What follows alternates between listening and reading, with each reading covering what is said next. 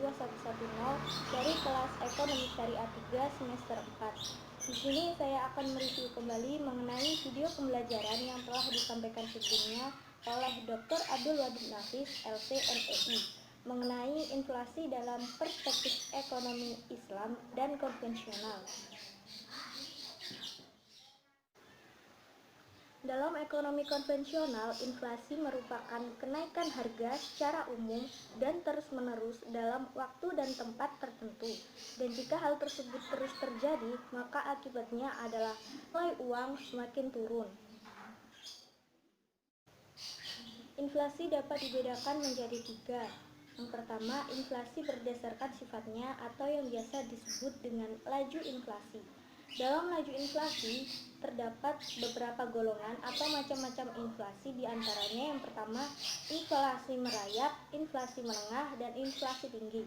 Pada inflasi merayap, tingkat kenaikan harganya itu hanya sekitar 10-30%, sedangkan inflasi menengah sekitar 30-100%. Sedangkan pada inflasi tinggi, kenaikan harganya itu di atas 100%. Berdasarkan penyebab, pada inflasi ini terdapat dua inflasi, yakni yang pertama demand inflation dan cost inflation. Pada demand inflation terjadi karena permintaan akan suatu barang terus naik, akan tetapi jumlah barang yang diproduksi itu tetap sama dengan sebelumnya. Sedangkan cost inflation itu terjadi karena adanya kenaikan biaya produksi akan barang yang diproduksi. Yang ketiga, inflasi berdasarkan asal. Pada inflasi ini terdapat dua macam, yakni yang pertama inflasi dari dalam negeri atau yang biasa disebut dengan demand inflation. Pada inflasi ini timbul karena terjadi defisit dalam pembiayaan dan belanja negara. Biasanya terjadi karena musim seperti gagal panen. Yang kedua, inflasi yang berasal dari luar negeri atau yang biasa disebut dengan import inflation.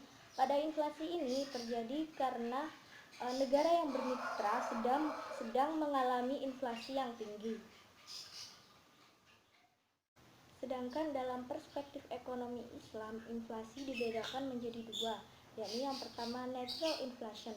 Pada inflasi ini diakibatkan oleh sebab-sebab alamiah yang tidak dapat dikendalikan oleh orang. Sedangkan menurut Ibnu Al-Makrizi, inflasi ini disebabkan oleh menurunnya penawaran agregatif dan naiknya permintaan agregatif. Yang kedua, human error inflation. Pada inflasi ini disebabkan oleh korupsi dan administrasi yang buruk serta pajak yang berlebihan sehingga menyebabkan naiknya biaya produksi.